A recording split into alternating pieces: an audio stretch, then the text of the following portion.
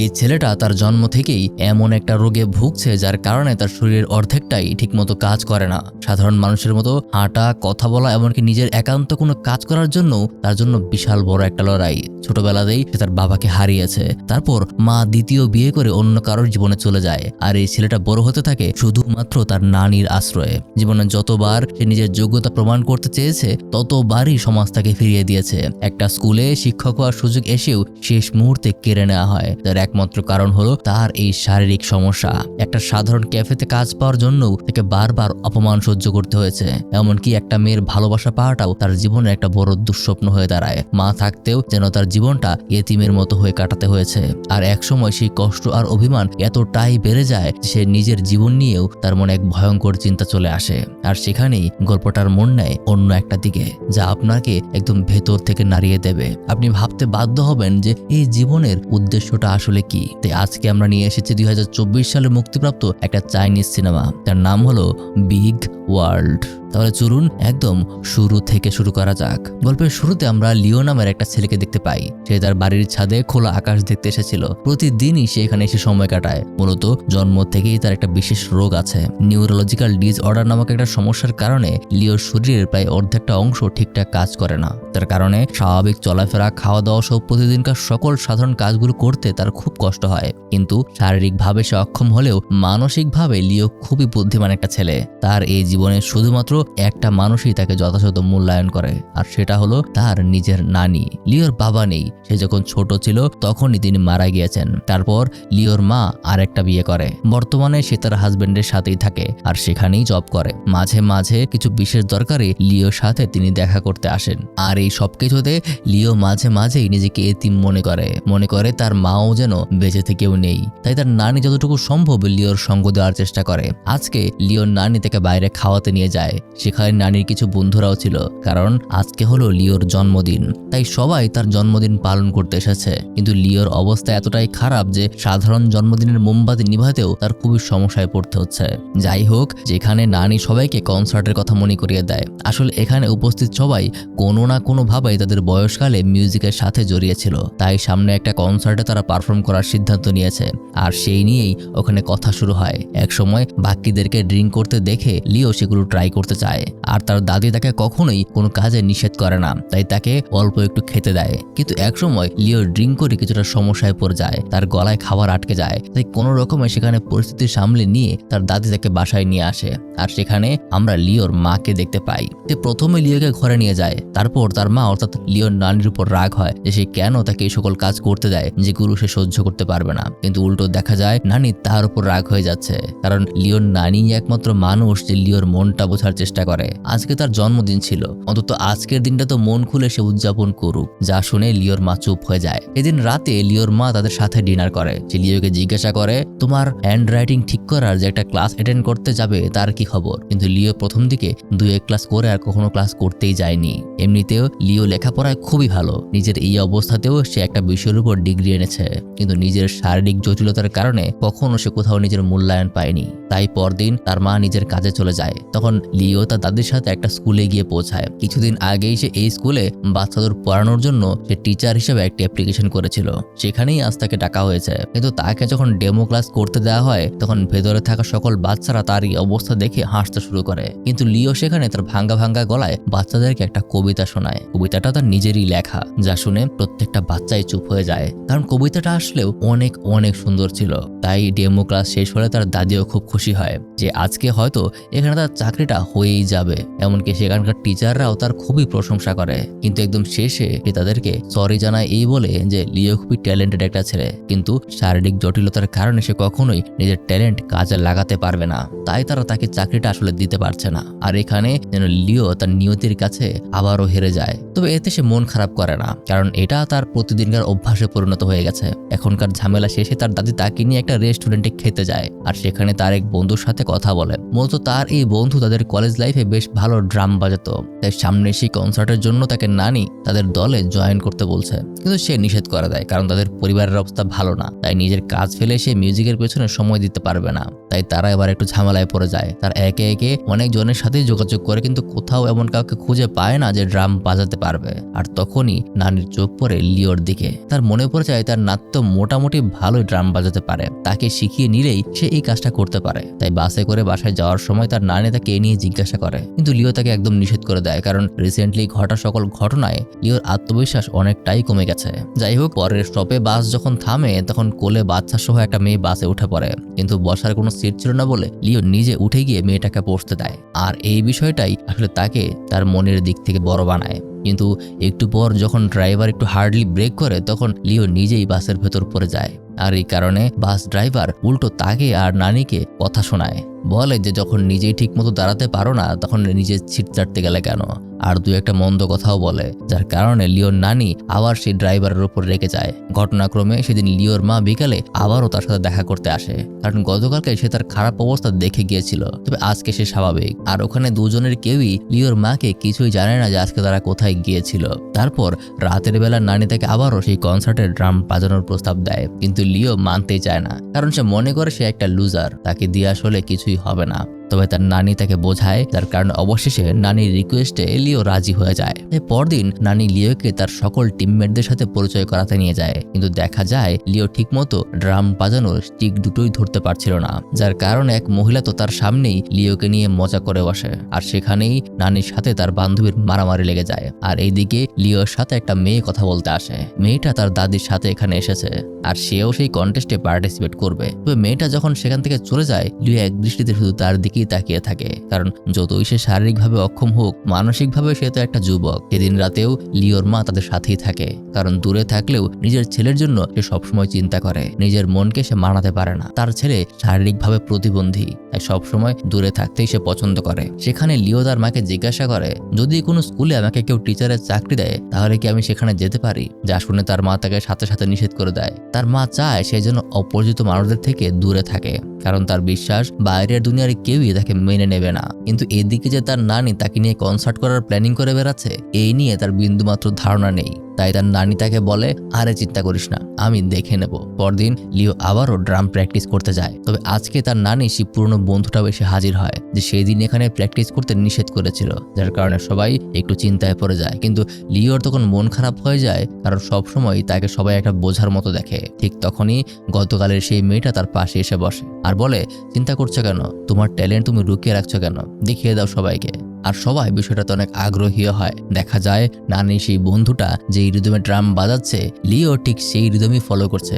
অবশ্য লিওর কিছুটা কষ্ট হচ্ছিল, তবে সে থামছিল না, তাই লোকটা তার গতি বাড়তে থাকে। আর দেখা যায় লিও ঠিক একই গতিতে তাল মিলিয়ে নিতে পারছে। আর এক সময় এভাবে চলতে চলতে লোকটার হাত ব্যথা হয়ে যায়, কিন্তু লিও তখনও বাজিয়ে যাচ্ছে। অর্থাৎ এটা প্রতিযোগিতা হলে বিজয়ী হলো লিও। কিন্তু এই ঘটনায় সে মেয়েটার জন্য এবার লিওর মনে একটু জায়গা হতে শুরু করে। সেখানে পার্কের ওয়াশরুমে হাত ধোয়ার সময় দুজনের দেখা হয়। মেয়েটার নাম শুয়ো। আর সেখানে লিও তাকে ভাঙা ভাঙা গলায় অনেক কিছুই বলতে চাইছিল, কিন্তু শুয়ো তার কাছে বিদায় নিয়ে তাড়াতাড়ি চলে যায়। আর তারপর থেকে লিও ঘুমিয়ে ঘুমিয়ে স্বপ্ন দেখতে থাকে যে একদম সে স্বাভাবিক হয়ে গেছে আর শুয়োর সাথে হেসে খেলে দিন পার করছে। লিওর এই বিষয়গুলো তার নানি লক্ষ্য করে। সে বলে, আমি জানি ওই মেয়েটাকে তোর পছন্দ হয়েছে। আর এটা শুনে লিও যখন আমথামতা করে তখন নানি জানায়, আমি বুঝি রে বুঝি, এই বয়সে এমন হবেই, তুই কথা এগিয়ে নিয়ে যা, বাকিটা আমি দেখব। আসলে আজকের এই ঘটনাতেও বোঝা গেল দুনিয়ায় যাই হয়ে যাক না কেন সে তার নাতিকে সব সময় সাপোর্ট করবে। এখানে লিও জানায় সে নাকি একটা ক্যাফে শপে কাজের জন্য অ্যাপ্লাই করেছে। তার নানিকে সে বলে, যতদিন পর্যন্ত আমি টিচারের চাকরিটা না পাচ্ছি ততদিন পর্যন্ত কিছু একটা করে আমার টাকা জমাতে হবে। আর তার নানিকে সে নিষেধ করে যে এবার তুমি আমার সাথে যাবে না, আমি একাই সব করতে পারবো। যার কারণে পরদিন সময় মতো সে ক্যাফের উদ্দেশ্যে বেরিয়ে পড়ে। সব কাজ নিজে নিজেই করে ফেলে, কারণ সে প্রমাণ করতে চায় এই পৃথিবীতে বেঁচে থাকার জন্য সে নিজের উপরেই সবচেয়ে বেশি ভরসা করতে পারবে। সেখানে ওই ক্যাফের ম্যানেজার তার রেজিউমি দেখে খুশি হলেও তাকে দেখে খুব অবাক হয়, কারণ সে চিন্তা করছে এই সমস্যা নিয়ে ছেলেটা কিভাবে এখানকার সকল কাজ করবে। তাই সে তাকে জানায়, তোমার রেজিউমে তো খুবই ভালো, কিন্তু এই চাকরিটা পাওয়ার আগে তোমার নিজেকে প্রমাণ করতে হবে যে তুমি এই কাজের জন্য একজন ভালো স্টাফ হতে পারবে। কিন্তু লিও বুঝতে পারছিল না যে সে কি করবে, কারণ এখানকার কোনো কাজ সম্পর্কে তার ধারণা নেই। তাই নিজেকে প্রমাণ করার জন্য সে বাইরে গিয়ে সেখানকার সকল কাস্টমারদেরকে এখানকার মেনু বলতে শুরু করে। কিন্তু তিনি জানিয়ে দেন যে এই ক্যাফের জন্য আমি একজন স্বাভাবিক মানুষ চেয়েছিলাম, কিন্তু তুমি মোটেও স্বাভাবিক না। যে বিষয়টা তার নানি একদম শুরুর থেকেই বাইরে থেকে দেখে আসছিল। আর যখন সে বুঝতে পারে তার নাতির এখানেও চাকরি হলো না, তখন সে মন খারাপ করে আর লিওকে নিয়ে অন্য একটা জায়গায় খাবার খেতে যায়। সেখানে লিও জানায় যে আমি শুরু থেকেই জানতাম আপনি আমার পেছন পেছন আসবেন। আর তারপর সে নাতিকে ভেতরকার সকল ঘটনা বলতে শুরু করে। সে বলে, আপনি মনে করছেন যে তারা আমাকে চাকরি দেয়নি, কিন্তু আসল কথা হলো ক্যাফের ম্যানেজারটা খুব ভালো। শুরুতে আমাকে না করেছিল, কিন্তু কাজের প্রতি আমার মোটিভেশন দেখে সে আসলে আমার চাকরিটা দিয়ে দিয়েছে। যা শুনে তার নানি খুবই খুশি হয়। বেশি নয়, দিনের জাস্ট 5 ঘন্টা সেখানে কাজ করলেই হবে, আর বাকি সময় সে তার নানির সাথে ড্রাম বাজানো প্র্যাকটিস করতে পারবে, যেখানে ধীরে ধীরে শোর সাথে তার ভালো বন্ধুত্ব হয়ে যায়। এই সকল ঘটনায় বর্তমানে লিওর সময়টা খুবই ভালোই যাচ্ছিল। মনে থেকে সিদ্ধান্ত নিয়ে নেয় যে করেই হোক তাকে একটা স্বাভাবিক মানুষ এখন হতে হবে। তাই এখন থেকে সে বাসায় নিয়মিত ব্যায়ামও করতে শুরু করে আর সময় মতো তার ওষুধগুলো খেতে শুরু করে। পাশাপাশি সেই ক্যাফেতেও লিও তার দক্ষতা দেখাতে শুরু করে, কারণ ছোট থেকেই এই শরীর নিয়েই সে বড় হয়েছে। তাই সে নিজের সাথে তার এই সমস্যাটাকে এবার অ্যাডজাস্ট করে নিতে শুরু করেছে। আর এভাবেই 2 সপ্তাহ পার হয়ে যায়। আজকে লিওর নানি তার টিমমেটদেরকে তার নিজের বাসায় ট্রিট দিতে নিয়ে আসে। তাদের সাথে শুও এখানে এসেছে, আর কথায় কথায় শুও লিওর সাথে তার রুম দেখতে যায়। সেখানে সে লিওর একটা ডায়েরি খুঁজে পায়, যেখানে অনেকগুলো সুন্দর সুন্দর কবিতা লেখা। একসময় লিও সাহস করে তার একটা কবিতা বের করে, আর এই কবিতাটা সে শুধুমাত্র শুয়োর জন্যই লিখেছে। কিন্তু তখনই নিজের নানির মোবাইলে একটা কল চলে আসে। কলটা লিওর মা করেছে। রিসিভ করতেই জানা যায় সে নাকি দরজার বাইরে দাঁড়িয়ে আছে। কতক্ষণ ধরে নক করছে, কেউ নাকি খুলছে না। এবার নানির টেনশন একদম বেড়ে যায়, কিন্তু কিছু তো করার নেই। তখন উপরে লিও আর শু একসাথেই ছিল। হঠাৎ লিও তার হাত ধরে বলে, তুমি কখনো আমাকে খেয়াল করেছো আমি তোমাকে কতটা ফলো করি? আর এই কথা শুনে শুও ভালো মতোই বুঝে যায় যে সে আসলে কি বোঝাতে চাইছে। ঠিক তখনই তার মা উপরে চলে আসে আর দুজনকে একে অপরের হাত ধরে থাকতে দেখে, যার কারণে রাতের বেলায় তাদের মধ্যে বিষয়টা নিয়ে অনেক কথা হয়। নানি তার বন্ধু বান্ধবদেরকে নিয়ে এখানে এসেছে, সেটা না হয় গেল, কিন্তু লিওর সাথে ওই মেয়েটা আবার কে ছিল? নানি জানায় মেয়েটা নাকি তার ক্লাসমেট, কিন্তু লিওর মা ভালো মতোই বুঝে যায় যে সে মিথ্যা কথা বলছে, কারণ লিওর কলেজ লাইফের সকল ক্লাসমেটকেই সে চেনে। আসলে লিওর মা লিওকে একটা বিশেষ রিহ্যাবে পাঠাতে চেয়েছিল, যেখানে লিওর খেয়াল রাখা হবে এবং তার এই শারীরিক প্রতিবন্ধকতাটাকে কিছুটা হলেও ঠিক করার চেষ্টা করা হবে। কিন্তু লিও এরকম বন্দি জীবন কাটাতে চায় না, একটা সাধারণ মানুষের মতো ঘুরে ফিরে বেড়াতে চায়। সে তার মাকে জানায়, তুমি কেন সবসময় আমাকে আলাদা নজরে দেখো? আমিও বাকিদের মতো স্বাভাবিক জীবনের অধিকার রাখি। আমি বর্তমানে একটা ক্যাফেতে কাজ করছি, আর সামনে কোনো এক স্কুল অথবা কলেজের টিচারের চাকরি নেব। তোমরা কেউ আমাকে আটকাতে পারবে না। কিন্তু এই কথা শুনে তার মা উল্টো নানির উপর রাগ দেখাতে থাকে। তাই আজকে প্রথম লিও তার মায়ের সাথে উঁচু গলায় কথা বলে ওঠে যে সবকিছুর জন্য নাকি সেই একমাত্র দায়ী। এই দুনিয়াতে শুধু তার নানিই তার খেয়াল রাখে। তার মা সবসময় নিজের কাজ নিয়েই পড়েছিল। তিনি নাকি কখনোই লিওকে নিজের ছেলেই মনে করেনি, সবসময় তার সব কাজে বাধা দিয়েছে। আর এখন ফাইনালিও তাকে বলে ওঠে যে আপনি আমাকে জন্ম দিয়েছেন আর সব দোষ আপনারই, না হলে কেন আমি এরকম হয়ে জন্ম নিলাম?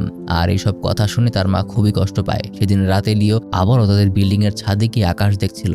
তখন তার নানি এসে তাকে জিজ্ঞাসা করলেও লিও তাকে জানায়, আচ্ছা আমি যদি এখান থেকে ঝাঁপিয়ে পড়ি তাহলে কি হবে? তার নানি বলে ওঠে, তাহলে তোর সাথে আমিও এখান থেকে ঝাঁপ দেব, খবরদার কখনো এই কথা মাথায় আনবি না। আর তারপর এভাবেই আরো কয়েকটা দিন পার হয়ে যায়। লিও জেদ ধরেছে সে ড্রাইভিং শিখতে চায়, তাই তার নানি তাকে কথা মতো একটা ড্রাইভিং এর কোচিং এ ভর্তি করায়। আর ড্রাইভিং শেখার আগ পর্যন্ত সে তার সঙ্গ দেয়। অবশ্য শুরুর দিকে খুব ঝামেলা হচ্ছিল, কিন্তু একসময় কোনো রকমে সে ড্রাইভিংটা শিখে যায়। এ পর্যন্ত প্রায় 5টা মাস পার হয়ে গেছে। তার মা ওই ঘটনার পর আর তাদের সাথে দেখা করতে আসেনি, কিন্তু হঠাৎ আজকে লিওর মা তার নানিকে একটা কল করে খবর দেয়। তার নানি তাকে জানায়, কংগ্রাচুলেশন, তুমি বড় ভাই হয়ে গেছো। অর্থাৎ 5 মাস আগের ওই মুহূর্তে লিওর মা প্রায় 4 মাসের প্রেগনেন্ট ছিল, কিন্তু লিও কিছু জানতো না। তার নানি অবশ্যই নিয়ে জানতো, কিন্তু লিওকে কখনো কিছু জানায়নি। কিন্তু লিও নিজের অভিমান নিজের ভেতরেই রেখে দেয় আর হাসপাতালে তার বোনকে দেখতে যায়। তো লিওকে দেখে হঠাৎ তার সেই ছোট্ট বোনটা কান্না করে ওঠে। তাই তার মা নিজের বেড থেকে উঠে আসে আর সেখানে লিওকেও দেখতে পায়। এখনো তাদের মধ্যে সেদিনকার রাগটা আছে, তাই সে লিওকে তার মেয়ের থেকে দূরে থাকতে বলে। আর এই বিষয়টাই যেন লিও মেনে নিতে পারে না। সে মনে করছে তার মা হয়তো তাকে নিজের ছেলে মনেই করে না, তাই তার সাথে এমন আচরণ করছে। সে তার নানির সাথে অভিমান করে যে আপনি শুরু থেকেই সবকিছু জানতেন, কিন্তু আপনি আমাকে জানালেন না, কেনই বা জানাবেন? আমি তো আর কোনো দরকারি কেউ না যে আমাকে জানাতে হবে।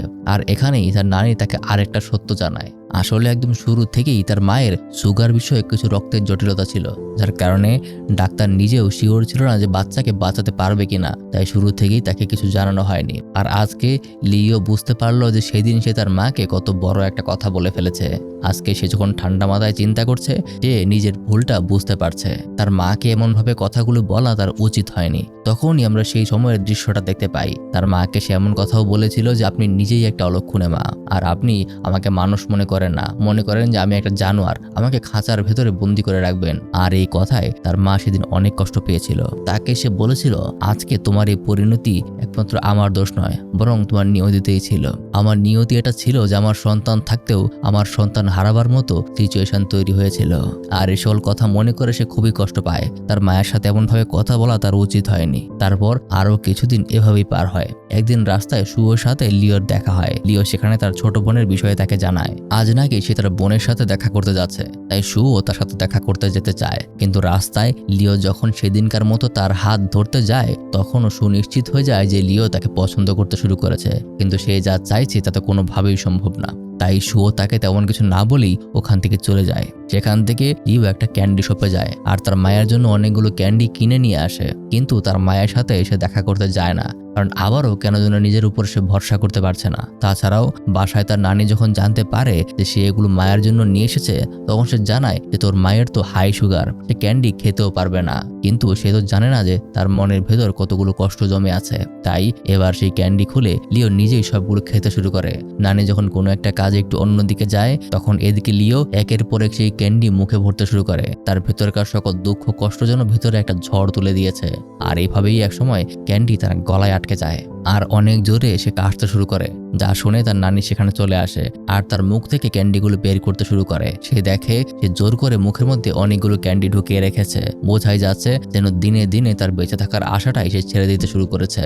আর এই ঘটনায় লিওর অবস্থাও খুব খারাপ হয়ে যায়। তাকে হাসপাতালে ভর্তি করানো হয়। আর যখন তার জ্ঞান ফিরে আসে, সে দেখে তার পাশে তার মা বসে আছে।